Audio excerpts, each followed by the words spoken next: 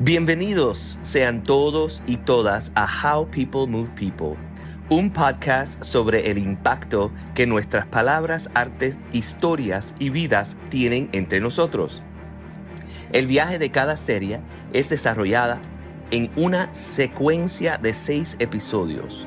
Esta serie, titulada Trace Elements, fue desarrollada por José Solís, un escritor y investigador de cultura hondureño con sede en Madrid, que explora el impacto que dejan los artistas, tantos vivos como muertos, que se vieron afectados por la epidemia del VIH-Sida, que continúa en la actualidad.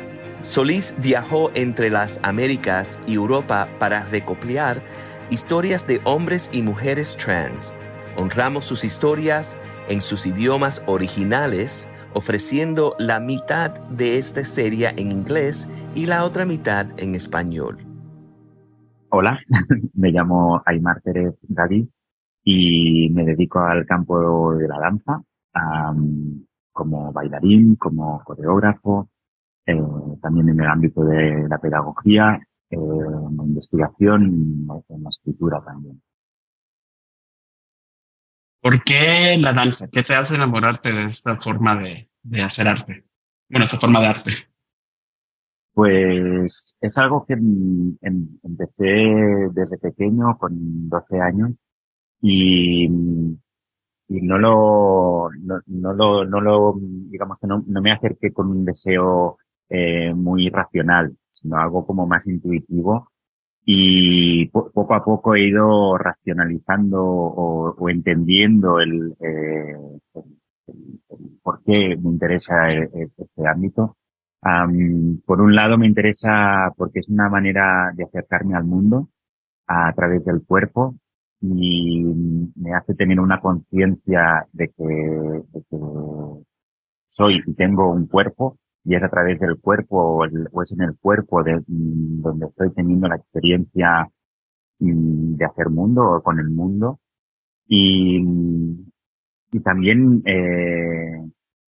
porque es muy placentero. O sea, hay algo en la danza que es gozoso, y tener una práctica gozosa como profesión me parece un buen plan en la vida, ¿no? Por otro lado, también hay algo que me interesa especialmente del lenguaje de la danza, y es que es un lenguaje abstracto. Y eso es algo que estoy poniendo mucho en valor últimamente, porque vivimos en una sociedad donde hay múltiples lenguajes que están comunicando, ¿no? Que están narrando la vida. Y de repente un lenguaje abstracto como la danza, o como puede ser la música, la pintura, pintura no figurativa, obviamente, o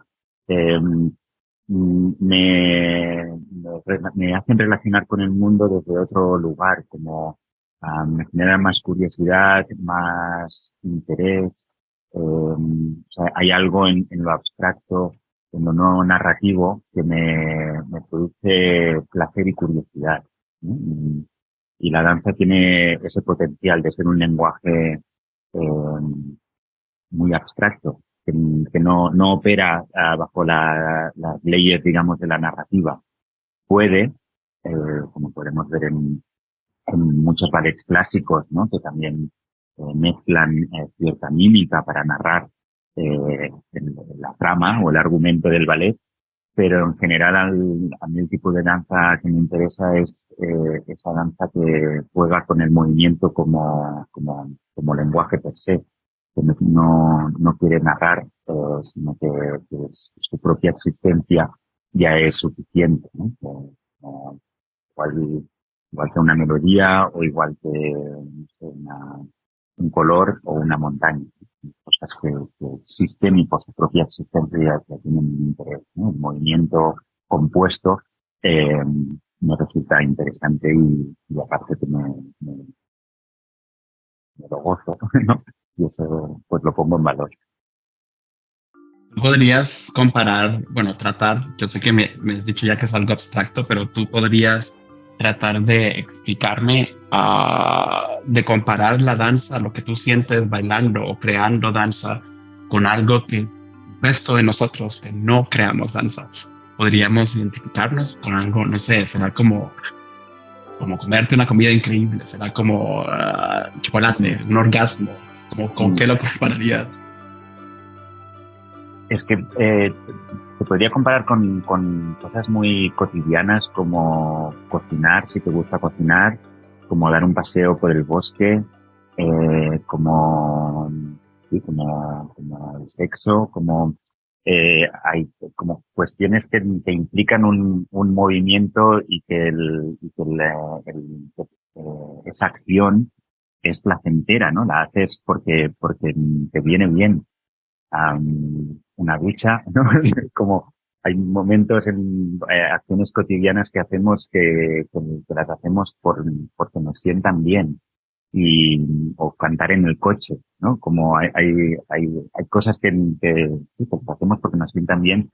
Para mí bailar tiene algo también de eso, como de armonizar un poco la vida o de ecualizar mis emociones o mis estados de ánimo, ¿no? Como para mí hay un conocimiento muy específico que he aprendido a través de la danza que trasciende la danza. Digamos, por ejemplo, que después de estar muchas horas contestando mails y haciendo ordenador, mi espalda se resiente.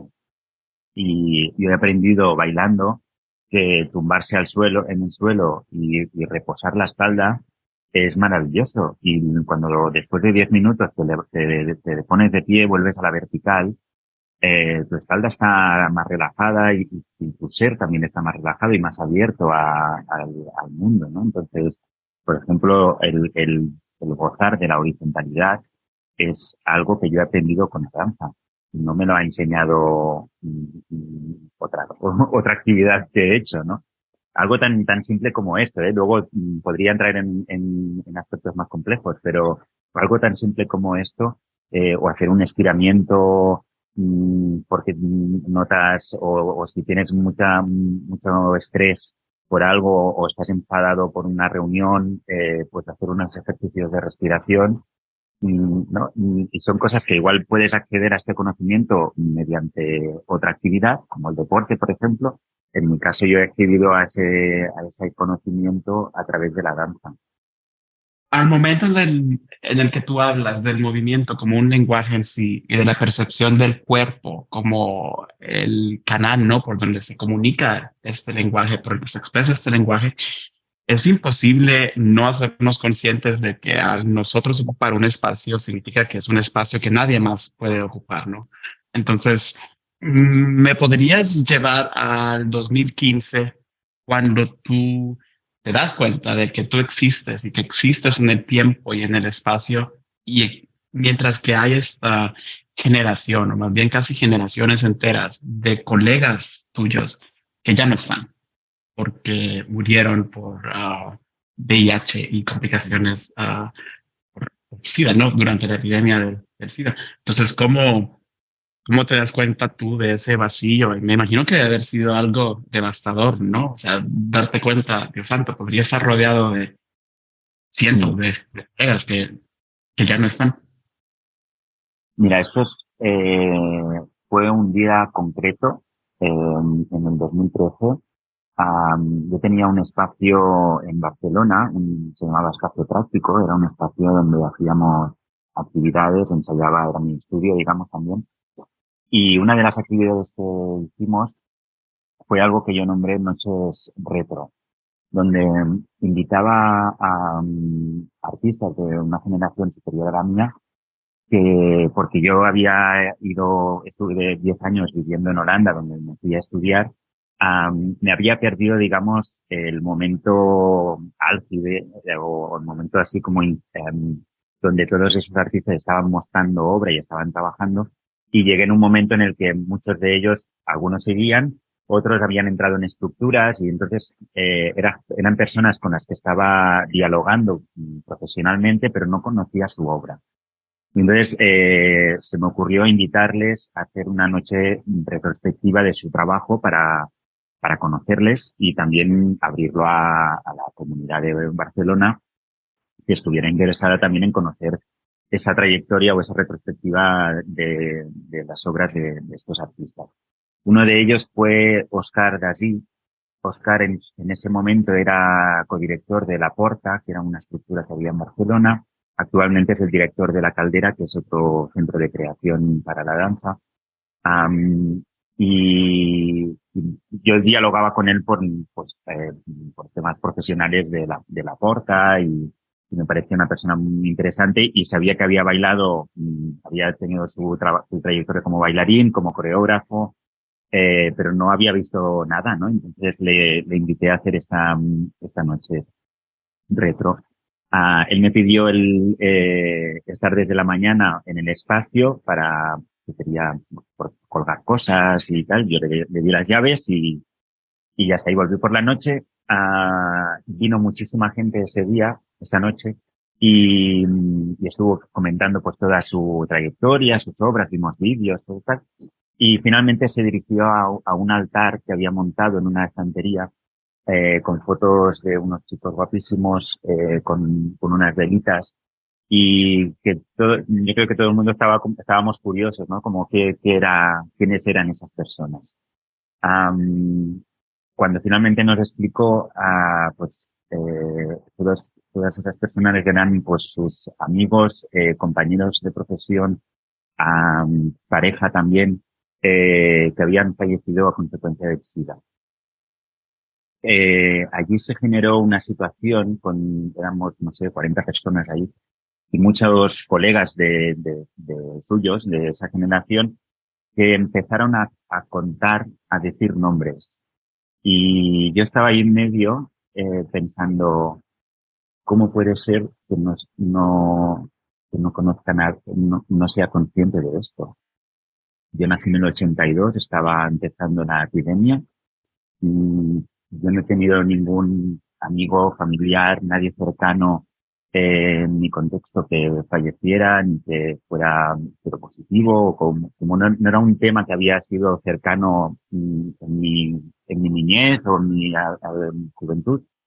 Y de repente me encontraba ahí con 20 y pico años en una situación donde no entendía como qué capítulo me había perdido, ¿no? Como qué estaba pasando aquí.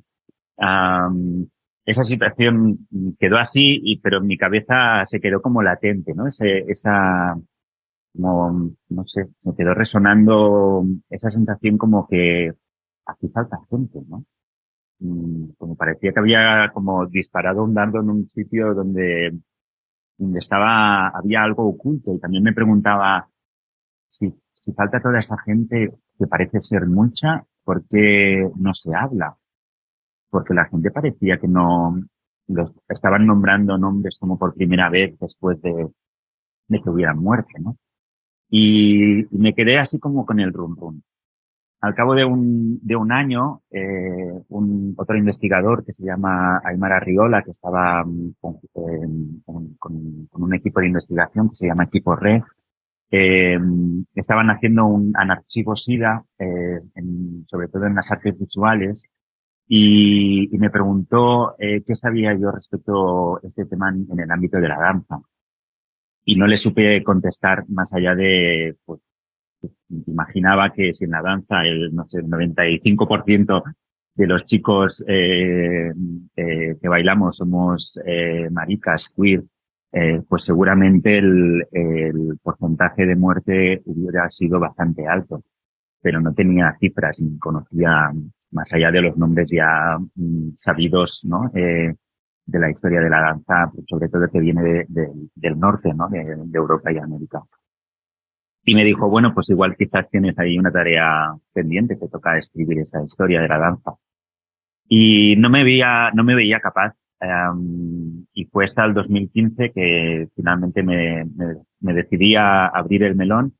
Pedí una pequeña ayuda del gobierno catalán, que se me concedió una beca de investigación, y entonces pues empecé a investigar. Y ahí la primera decisión fue situar la investigación en el sur. es decir, en el sur de Europa y en el sur de América, mantenerme en un idioma hispano o castellano, eh, y sobre todo para, para no reescribir algo que ya estaba escrito, porque la poca bibliografía que había, como he dicho, estaba escrita desde el norte, ¿no? Y pensaba, esto ya está dicho, ¿no? ¿Qué vas a decir? A seguir diciendo los mismos nombres de Nueva York pero seguramente si pasó en Nueva York también pasó en Barcelona o en Madrid o en Caracas o en Buenos Aires o en Montevideo, ¿no? Y ahí fue cuando empecé pues, a entrevistarme porque no había documentación. Por lo tanto, tenía que ir a los testimonios, a los supervivientes de la epidemia. Lo que terminas haciendo, básicamente, yo lo comparo con el trabajo de un detective slash espiritista. Entonces, ¿podrías hablar un poco sobre los momentos de la investigación? O sea, ¿cómo logras encontrar a gente? Porque lo que tú dices es muy cierto, ¿no? No existe la bibliografía, especialmente, incluso yo viviendo en Estados Unidos, en Nueva York, cuando me enfocaba puramente en teatro, era casi imposible encontrar más que los obituarios en el periódico de la persona, cuando decía murió por complicaciones por Mm. AIDS, ¿no? Pero no decía nada más. Y claro, con la danza encima, que es una forma de arte tan efímera, ¿no? Que tal vez nunca grabaron las coreografías, tal vez nunca no hay grabaciones ni nada de eso. Es casi como hacer el trabajo de un medium. Entonces, ¿podrías compartir algunas anécdotas de los momentos de investigación que recuerdas, ¿no? Que, no sé, que no puedes creer que encontraste a alguien que te pudiera hablar de esa persona que te fue tan difícil encontrar. Mira, ha habido algo muy curioso en esta investigación. Eh, claro, es una investigación que parte de los afectos. Am, Alguien te hablará de alguien querido que murió si se siente eh, escuchado o en el contexto seguro para abrirse.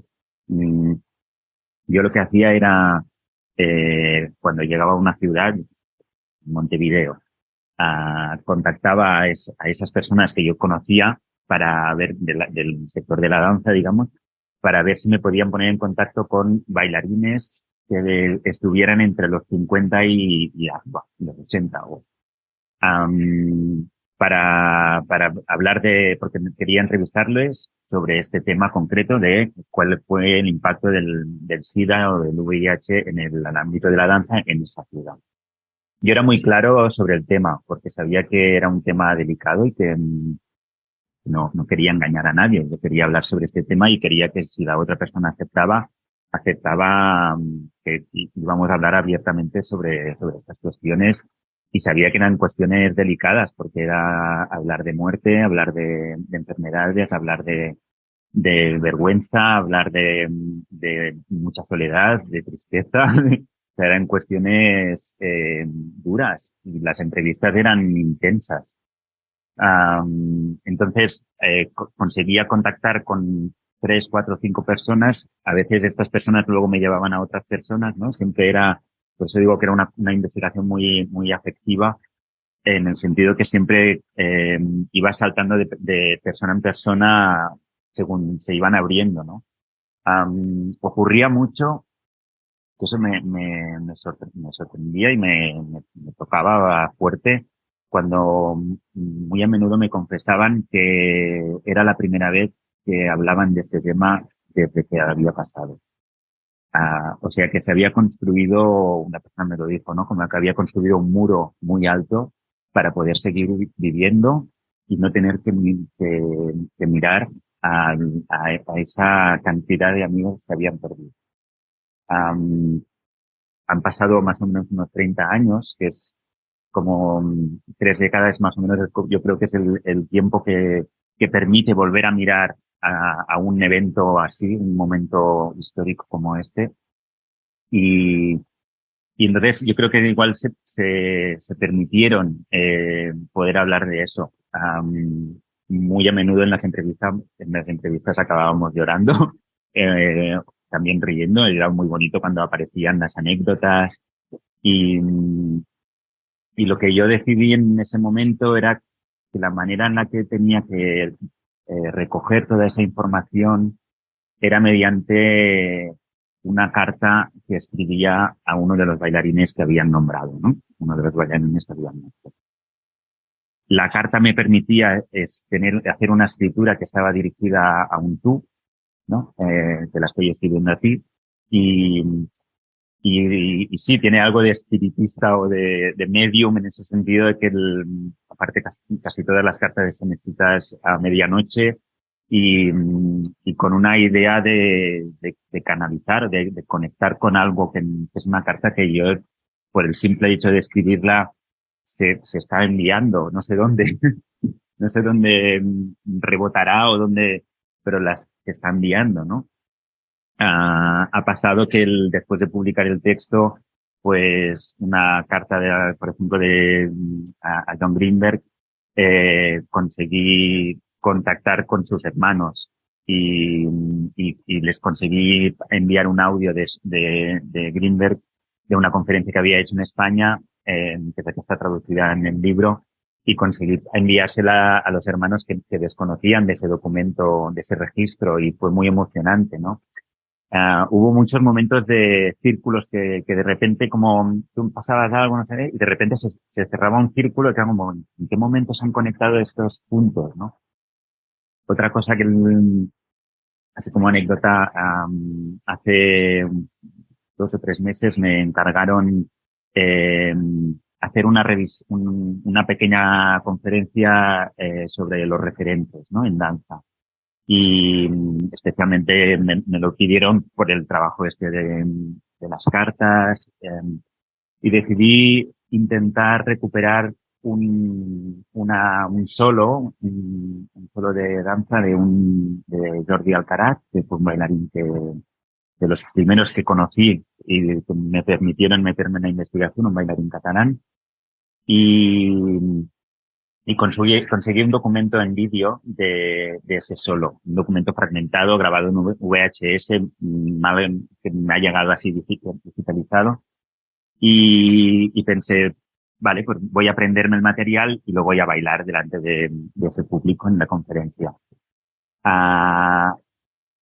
Se me atravesó, no conseguí aprenderme el material, y no era por una dificultad técnica, digamos, había algo emocional que se estaba resistiendo, y esa resistencia me permitió, cuando la entendí, me permitió como preguntarme y preguntarle a Jordi qué era eso que estaba impidiendo que yo encarnara su material, ¿no? Y me llevó a hacer unas reflexiones sobre la exposición del cuerpo del bailarín. Bueno, me ayudó, que pensé qué bonito que alguien que ya no está, que hubiera sido seguramente un referente, a través de ese documental que me llega, de este documental en vídeo que me llega, me ayuda a reflexionar sobre mi práctica artística, ¿no? Que seguramente no hubiera llegado quizás a esas preguntas de manera autónoma. Entonces, sí que hay algo de preguntarles a estas personas que deberían haber sido nuestros referentes, y que aunque no estén, siguen estando de alguna manera, o siguen habitando, ¿no? O pasan por los cuerpos. De hecho, hay algo muy bonito en la danza, que la danza se transmite de cuerpo a cuerpo, no se transmite a través de un papel, no se transmite, ¿no? Como el libro o la música partiturizada, ¿no? La danza se transmite de cuerpo a cuerpo. Históricamente los ballets no había un libreto donde estaban todos los pasos apuntados. Era de generación a generación que se iba pasando. Las danzas populares se pasan de cuerpo a cuerpo. Hay algo que yo confío, que en mi danza estoy encarnando también todos esos cuerpos que ya no están. Es así como un acto de posesión, ¿no? Lo que estás escribiendo es como el espíritu de Sí, alguien se comunica por medio de claro. tu cuerpo. Me alegra que hayas sido tú quien menciona a Jordi, porque quería preguntarte específicamente sobre sobre Jordi como referente específicamente catalán, ¿no?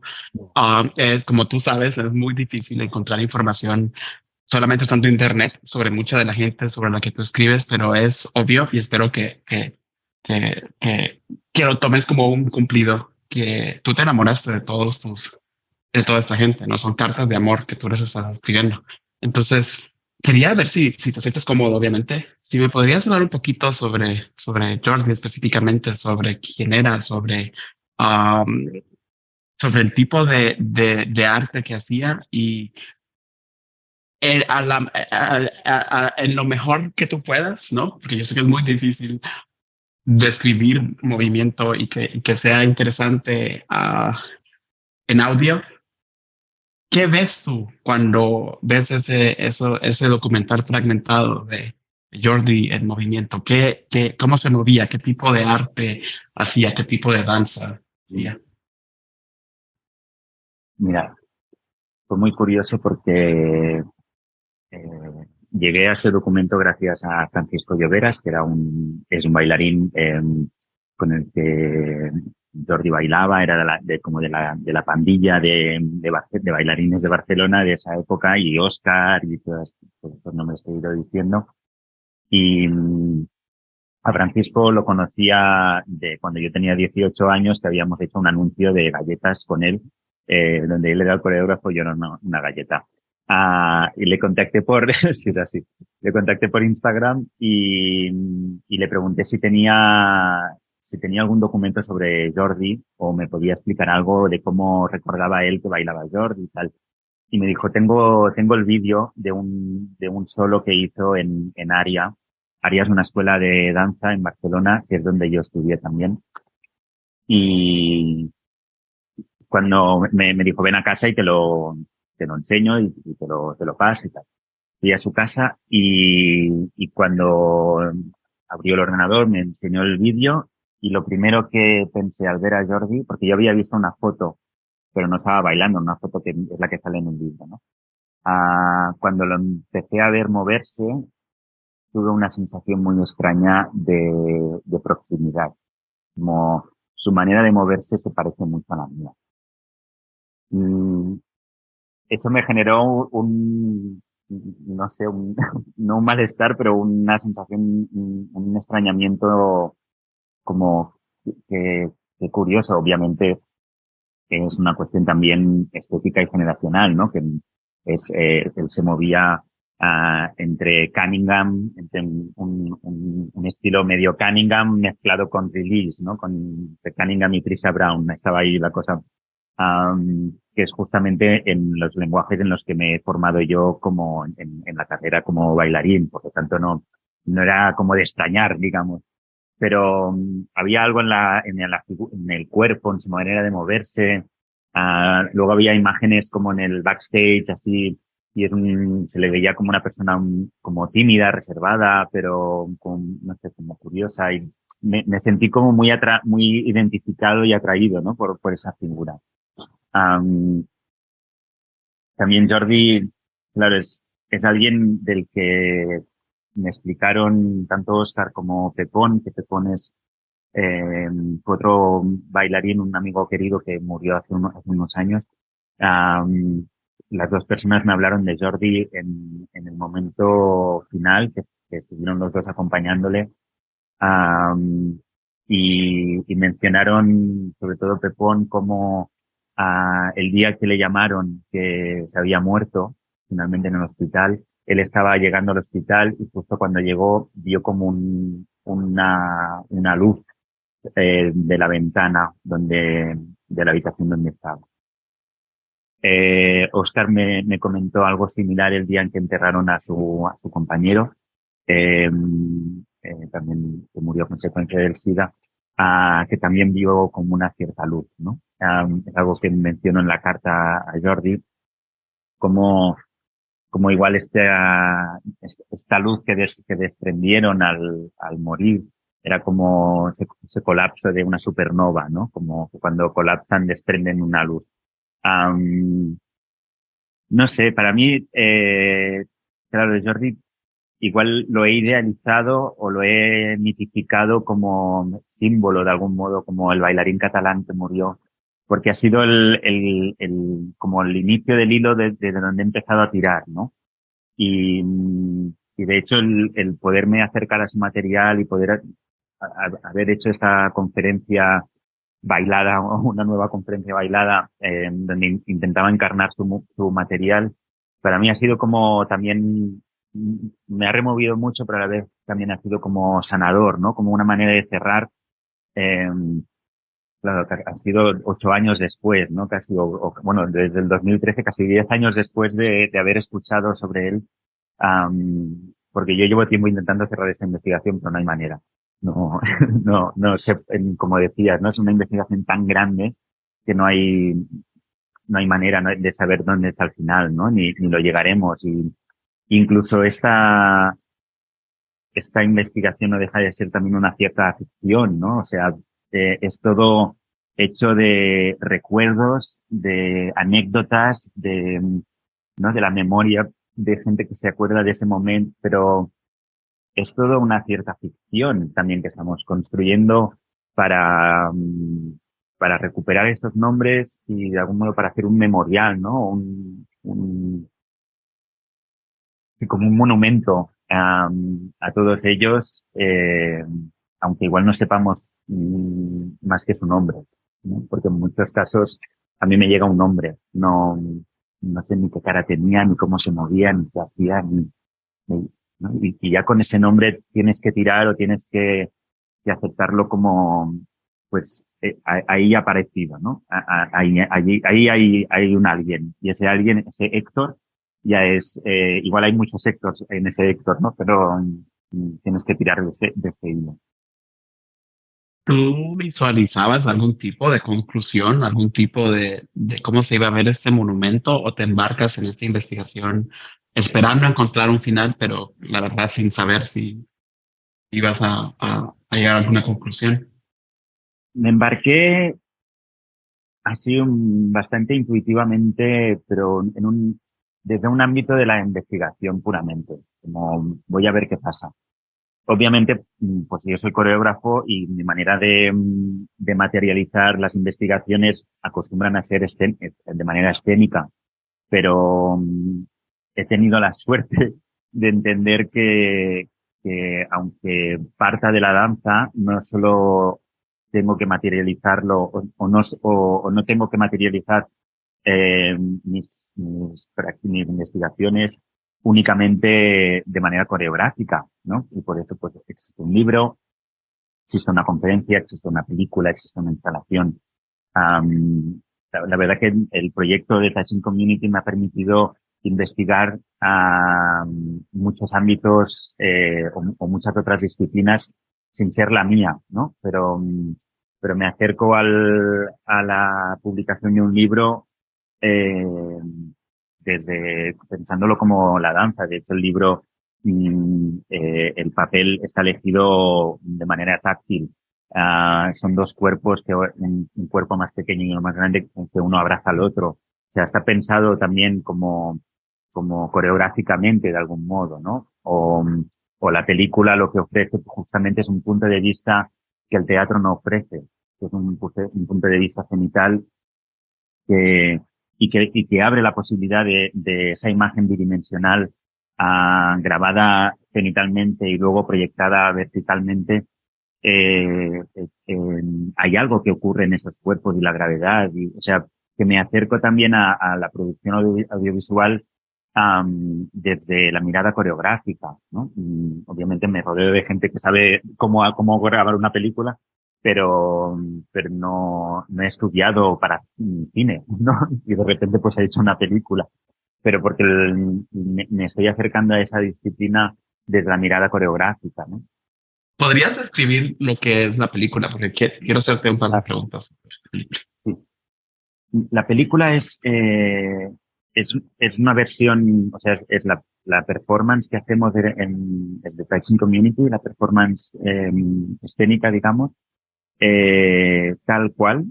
La gente lo puede ver en el teatro, simplemente que está grabada cenitalmente. Y es un plano secuencia cenital de 1 hora y 20, que es lo que dura el trabajo, y sí que en unos efectos que en el teatro se producen con la luz, aquí los hemos, no se resolvían bien en la imagen y decidimos jugar justamente con la edición de imagen y trabajar otra posibilidad que el teatro no ofrece, ¿no? Como jugar con lo que el medio puede ofrecer y jugar con ello. Pero básicamente es la misma obra con el mismo texto y los mismos intérpretes. Y eso fue una coproducción de la UNAM, de la Universidad Nacional Autónoma de México, a través de la Cátedra Bergman y que justo post pandemia, o aún creo que estábamos saliendo como de la pandemia, y como no podíamos viajar, era para el Festival El Aleph, que estaba celebrando justamente los 30 años del inicio de la epidemia del SIDA. Y entonces propusieron, yo les dije, a mí me encantaría grabar la performance, no como registro de performance, sino como película, con esta propuesta. Y les encantó la idea y entonces pues juntamos recursos para hacer todo realidad. Cuando encontré el vídeo fue precisamente en la UNAM y me encanta. Estoy obsesionado con el hecho de que se llame la escuela Bergman, ¿no? O sea, eso me pareció tan cool. Pero lo que quiero hablarte un poco es, obviamente, bueno, en el mail te dije que, o sea, obviamente es imposible no pensar en el Blue de Jarman, ¿no? Pero también en una entrevista hablaste sobre cómo la idea se te vino cuando estabas acostado y viste tu reflejo en el techo. Y antes de saber eso, ¿no? Antes de haber escuchado esa entrevista que hiciste, viendo la película, pensé mucho en este pasaje extraordinario de Angels in America, en el que se describe los espíritus de los muertos, ¿no? Que van como en un bungee reverso, ¿no? Van skydiving en reverso, ¿no? Y es como básicamente, espero que no suene muy cursi, pero es el punto de vista desde donde técnicamente si existe algún tipo de cielo o algo, lo que sea, te están viendo todos tus colegas, ¿no? Todos los bailarines están viendo lo que tú les quieres comunicar desde abajo. Entonces, no tengo una pregunta básicamente con esto, pero me podrías hablar un poco sobre eso, ¿no? Estás dedicándole a un espectáculo y la audiencia es los espíritus de la gente que no está, además de nosotros, obviamente. Mira, normalmente decimos cuando vamos a hacer la función, junto con Dani, con Oscar, con Jaime y con Jesús, decimos como que vamos a ofrecer nuestros cuerpos para este memorial o para este monumento vivo, ¿no? Es como un monumento, en este caso, como es danza y es efímero. No es una escultura de hierro a los muertos, sino es un monumento que está vivo y en el que estamos desarrollando esta práctica consciente del tocarse, ¿no? Cuando hicimos justamente el primer bolo que hicimos después de la pandemia, fue en Madrid, en la Casa Encendida, y fue muy, muy extraño, primero porque nos tuvimos que hacer todas las PCRs y test posibles y tal, porque estábamos sin mascarilla y tocándonos mucho los 5. Y Jesús, que es el más mayor, que tiene ya 70 años, teníamos que protegerle especialmente, ¿no? Era una persona vulnerable en ese sentido. Y teníamos el público, yo cuando concebí la pieza, concebía como que el público estaba alrededor del tatami, en sillas, pero también en el suelo, en cojines, para que de alguna manera pudiera desbordarse ese tacto, ¿no? Como fantaseaban la posibilidad que de repente el público empezara a unirse a esta comunidad táctil. Claro, allí pasó que las sillas estaban separadas como de 2 metros a 2 metros, todo el mundo con mascarilla, hablando sobre ese tema, viviendo en una nueva pandemia, fue bastante fuerte. Y creo que para el público fue una experiencia bastante fuerte viéndose ahí sí como aislados, bien, ¿no? Como con todo este tema. Y en el patio de la Casa Encendida está el techo, que es de cristal, es un patio tapado de cristal. Y al ser de noche, claro, todo lo que estábamos enfocando en el suelo se reflejaba en el techo, ¿no? Y al tumbarme la primera vez y abrir los ojos, vi la imagen reflejada en el techo. Y es una imagen que no, claro, yo no la había visto aún. En un teatro no se refleja el techo, si no pones un espejo. Y lo estuvimos comentando con Jaime lo bonito que era esa imagen, ¿no? Y cómo de maravilloso sería poderlo grabar desde arriba. Sí que es verdad que igual yo no lo había pensado así, pero sí que es verdad que es un punto de vista que de algún modo incita a pensar hacia esta ficción que nos hemos construido del cielo, ¿no? Te vas al cielo, o nos miras ellos nos miran desde arriba, ¿no? Como bueno, ficción o construcción, este relato que nos hemos construido para situarlos en algún sitio, ¿no?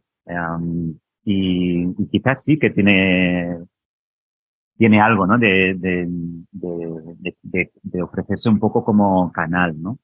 Hacia ellos o poner el cuerpo a disposición para que ellos se puedan manifestar de alguna manera. Sí, es como una ceremonia casi, ¿no? Es como me imagino como una ceremonia griega o azteca, maya, que están dedicándole sus cuerpos y su espíritu a Claro. los dioses. Am, para, tú naciste en el 82, yo nací en el 86, así que obviamente nos salvamos de recordar por lo menos lo más trágico, ¿no? Lo más fuerte de la epidemia del VIH-Sida, especialmente con Reagan y el Papa y Margaret Thatcher y todo este movimiento extremadamente conservador, ¿no? Que había. Pero me parece muy fascinante y esto es obviamente solo basado en lo que tú sabes del contexto histórico de tu investigación. Me parece muy fascinante y me parece completamente devastador que en España venía saliendo de la dictadura, ¿no? Entonces, por este movimiento de liberación de todo tipo, no solamente sexual, de orientación sexual, pero de liberación literal, ¿no? De todo tipo, de un país libre, llega la epidemia del SIDA y como que trunca, ¿no? Como que se detiene la celebración de la libertad en España. Entonces, específicamente en España, ¿de qué forma ves tú en la historia que afecta la llegada de la epidemia del SIDA a- al movimiento de la danza? ¿Tú crees que o sea, qué le pasa a la danza en España específicamente con el SIDA? Mira, algo que y ya me he acordado de lo que quería decir, luego te lo digo. Eh, algo que ocurre o que he aprendido haciendo esta investigación y viajando a México, a Buenos Aires, a Montevideo, Guatemala, etcétera, es que el caso de España es muy parecido a Uruguay y Buenos Aires en el sentido, y Argentina, perdón, en el sentido de que justo se terminan unas dictaduras, empiezan unas libertades y llega el SIDA. Casi como un segundo castigo, ¿no? Como ahora que aparece la libertad sexual, la libertad de expresión, la cultura, como que hay un estallido, de repente es como que viene otra nueva, otro nuevo castigo, ¿no? Am, en España, además, algo que también me di cuenta escuchando a los testimonios, era que el SIDA en España está muy vinculado también a la heroína. Fue la época en la que entró heroína en España, sobre todo por el norte, por Galicia, y la cantidad de personas que eran usuarias con jeringa era bastante alto y por ahí se pasó, se transmitió el contagio mucho más que quizás por el sexo.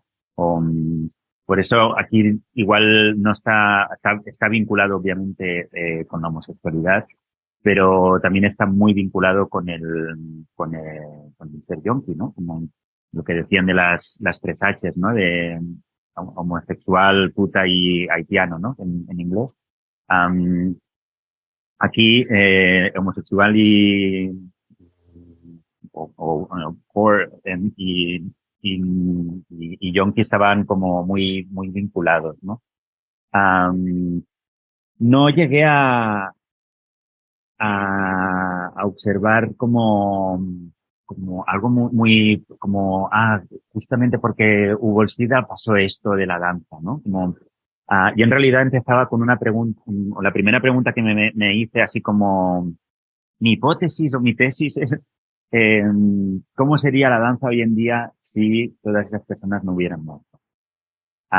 Yo la primera entrevista que hice fue a una enfermera del hospital clínico, que era donde iba en ese momento a hacerme las pruebas de enfermedades de transmisión sexual. Y como yo tengo bastante fobia al análisis de sangre y tal, y puedo ser un poco dramático. Siempre me tumbaba y hablábamos y me calmaba y tenía como una relación muy buena con ella.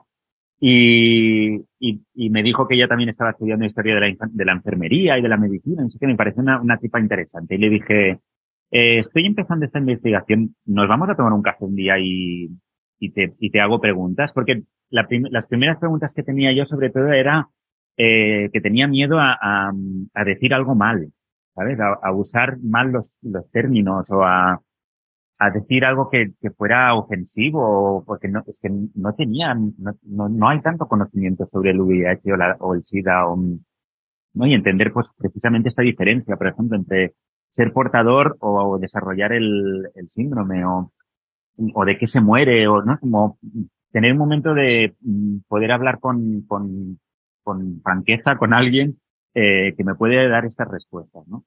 Y yo le dije, yo parto de esta pregunta, ¿no? De cómo sería la danza hoy en día si no hubieran muerto. Y ella muy inteligentemente me dio la vuelta a la pregunta y me dijo, Aimar, la danza hoy en día es como es porque estas personas murieron. O sea, hoy en día la danza ya es resultado de eso. Porque si no hubieran muerto sería muy diferente, pero ahora mismo la danza es la que es porque, entre otras cosas, hubo una generación que murió y por lo tanto pasa esto, ¿no? En México recuerdo una de las personas que entrevisté que dirige el ballet folclórico y muchos otros ballets, que fue muy difícil entrevistarle porque tenía la agenda apretadísima y me decía, tengo tanto trabajo porque todos mis compañeros murieron. Por lo tanto, mi situación ahora mismo es que de mi generación somos muy pocos y por lo tanto estoy sosteniendo el trabajo, digamos, que tendrían que estar haciendo todos mis amigos que fallecieron, ¿no? Él hablaba de casos, en México la situación era también diferente porque hubo el terremoto, no recuerdo ahora el año, pero en los finales de los 80 o así, que a través de las transfusiones de sangre que se hicieron en ese terreno, los supervivientes del terremoto, se viralizó, se contagió mucho, ¿no? O sea, también, por eso es interesante como situar la investigación en cada ciudad y en cada país, porque hay causalidades o casuísticas diferentes, ¿no? Y él hablaba como casi todo el elenco del ballet murió y empezó a decir nombres uno detrás de otro. Es de las entrevistas así más fuertes que viví. Wow. Dime lo que te acordaste. Sí. No, era en relación a que me dijiste de cómo materializaba o si ya pensaba en hacer una coreografía o de la investigación. Cuando empecé a investigar, estaba pues haciendo estas entrevistas y empecé a escribir las cartas y a la vez, no sé por qué, empecé como una obsesión con la danza del contact improvisation que desarrolló Steve Paxton en los 70, 90, finales de los 70. Pero no lo había, no lo había unido. Por un lado tenía como esta fascinación por el contact como porque me parecía una danza que es súper gozosa de hacer, pero no me parecía tan interesante de ver. Como desde de estas, en danza me pasa a veces de que veo coreografías que pienso, ¿cómo molaría hacerla? Aunque mirarla, igual no me interesa tanto, pero mirándola pienso, me encantaría bailarla. Y seguro que bailarla debe ser muy gustosa, ¿no? Y en la práctica del contact improvisation me pasa bastante esto, ¿no? Y, y entonces, cuando me llegó la conferencia de John Greenberg, que es esta que está en el libro, que me la pasó justamente Aymar Arriola, hay un momento en el que John habla de la necesidad de bajar barreras y aprender a convivir con lo otro o con el otro. En su caso decía de cómo él, que ya estaba diagnosticado con SIDA, ya le quedaba como un año de vida, y hablaba de que él estaba aprendiendo a no pelear con la enfermedad y a aprender a bajar la barrera de la enfermedad y aprender a convivir con la enfermedad. Ponía hacía como una analogía con las revueltas en Los Ángeles entre la comunidad afrodescendiente y los blancos, ¿no? O lo mismo con la iglesia o el sistema escolar o el sistema judicial, como lo que hace básicamente es construir barreras para separar, ¿no? Y él hablaba de esa importancia de bajar barreras y aprender a convivir. Y leyendo eso pensé, eso es exactamente el cambio de paradigma que propuso el Contact Improvisation. Hasta entonces, el bailarín era en la danza occidental, académica sobre todo, era un bailarín autónomo, vertical, y que no entraba en contacto más que para levantar a alguien o para tocar o acercarse un poco, pero no en ningún caso se compartía el peso se generaba esa comunidad, ¿no? Y entonces pensé que ese bailarín históricamente era un bailarín inmune, y lo que proponía justamente Paxton era pasar de la inmunidad a la comunidad. Dos conceptos que son muy propios de la época de las políticas o de toda la narrativa del SIDA, ¿no? Toda la inmunidad y cómo esa inmunidad generaba a la vez también comunidades muy fuertes afectivas de apoyo entre ellos, ¿no? Pues, todo ACT UP, etcétera. Greenberg era miembro destacado de ACT UP y justamente estaba pues, el que después de esta conferencia en España provocó que se iniciara ACT UP en Barcelona, por ejemplo, o en Madrid. Entonces, pensé que quizás podía haber una cierta relación entre el contact y esta investigación, ¿no? Yo le escribí un correo a Steve Paxton porque pues, en algún momento nos hemos escrito y pensé, le voy a preguntar a ver qué me responde, si él era consciente de igual de esta relación. Me dijo que no era ni era consciente ni estaba hecho, ni se había pensado desde allí. O sea, que era algo pues que yo estaba viendo esa lectura, ¿no? Luego, investigando un poco más sobre los inicios del contact y del SIDA, que claro, investigar sobre los inicios del SIDA o de dónde viene el virus es otro mundo de ciencia ficción. Pero hay una de las hipótesis que habla de que el virus podría haber sido creado en un laboratorio del ejército de Estados Unidos, en el Fort Detrick, que está en 1972, como manera de controlar el crecimiento mundial, como un virus que fuera muy difícil de encontrar una vacuna, ¿no? Y muy fácil de administrar o de estampar. Y a 600 kilómetros del mismo año, en el Oberlin College, en Ohio, Steve Paxton estaba empezando una investigación con unos chicos ahí en la universidad sobre la inercia, la caída, la colisión, porque ahí es donde empezó su investigación, que se acabó desarrollando como esto que llamamos contact improvisation. Y me pareció súper bonita esta relación poética que establezco y que es totalmente, o sea, estoy forzando o tergiversando un poco la historia, ¿no?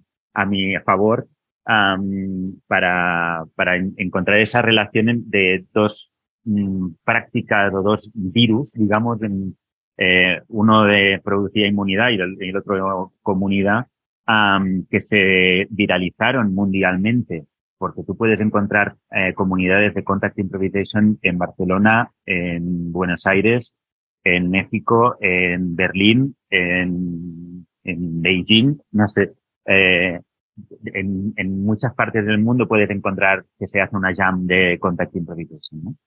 Entonces, me parecía como interesante investigar estas relaciones entre el VIH y el Contact, y también porque Steve Paxton habla mucho de la piel como órgano de información y de lectura, y que va mucho más rápido que el cerebro.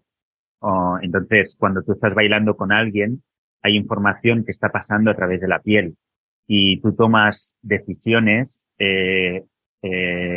casi de manera inconsciente, porque si las tuvieras que racionalizar de, uy, me estoy a punto de caer, voy a poner la mano, y ya tu cuerpo ya se ha caído, ¿no? Entonces, hay algo que la piel es mucho más rápida.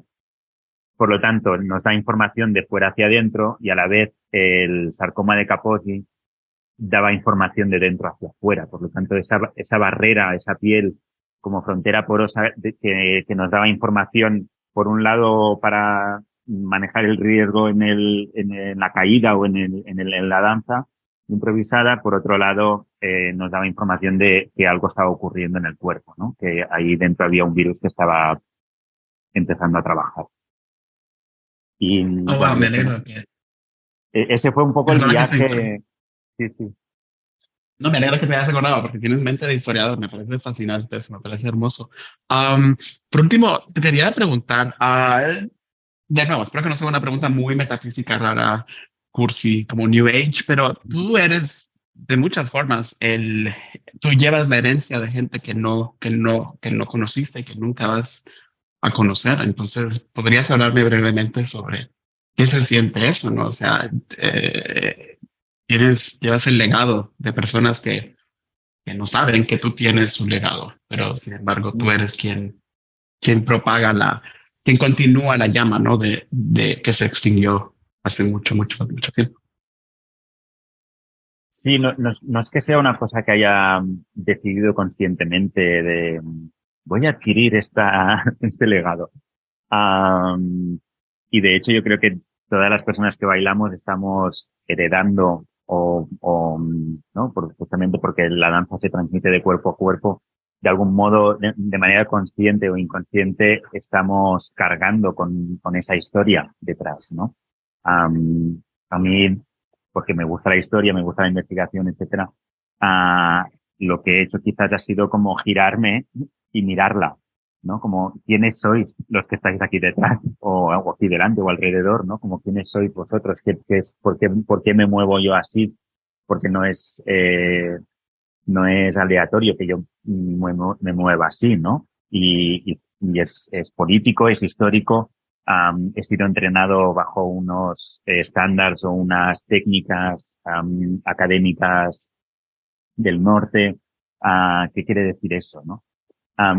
Pero sí que he notado, ahora ya porque ya ha pasado un tiempo, pero cuando finalmente presentamos y tal, tenía la sensación de que estaba cargando con mucha muerte a mis espaldas de algún modo. Y era algo que al principio no pasaba nada, pero llegó al cabo de unos años que me empezaba a pesar. Y publicar el libro, por ejemplo, fue una manera de soltar cierta parte de responsabilidad o de carga. Sacar la película ha sido una manera de compartir esa carga, ¿no? De hecho, una definición de comunidad por Roberto Espósito, el sociólogo, habla de que la comunitas, como esta protocomunidad, es ese conjunto de personas que comparten una carga o un cargo, ¿no? Justamente haciendo las entrevistas, publicando el libro, haciendo la película o actuándola en la performance, de algún modo estás compartiendo esta carga y estás ampliando esta comunidad, ¿no? Y estás haciendo que este legado no sea mi colección particular de algún modo, sino que sea casi como un museo público, ¿no? Como esto forma parte de la historia común de quienes bailamos, ¿no? Y tenemos que asumirla como propia, ¿no? Y que saberla mirar, que no solo existen los grandes nombres de la Isadora Duncan y el Ernest Cunningham, que hay muchas otras historias que también han constituido la manera en la que nos movemos y la manera en la que entendemos y hacemos danza, ¿no? Y ser conscientes de ello.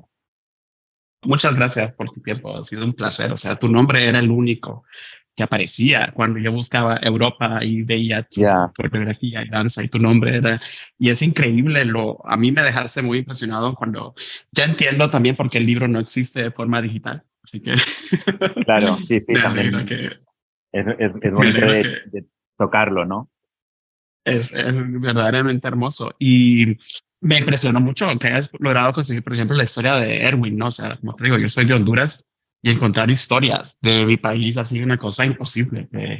Como preview, el capítulo que voy a hacer de Honduras, literalmente me di por vencido de tratar de encontrar gente que quisiera hablar sobre danza, y en lo que lo enfoqué es en las bailarinas eróticas, que eran mujeres trans que trabajaban en un sector de Tegucigalpa, de la capital, que la mayoría murieron de VIH y complicaciones de SIDA, ¿no? Pero, o sea, no encontré ninguna historia como la de Erwin en Guatemala, porque nadie sabía, nadie quería hablar, no hay registro histórico, nadie sabía cómo ayudarme. Entonces tuve que encontrar una forma diferente de aproximar la danza y liarla con las mujeres trans en este caso, pero me has impresionado mucho con el libro, es hermoso.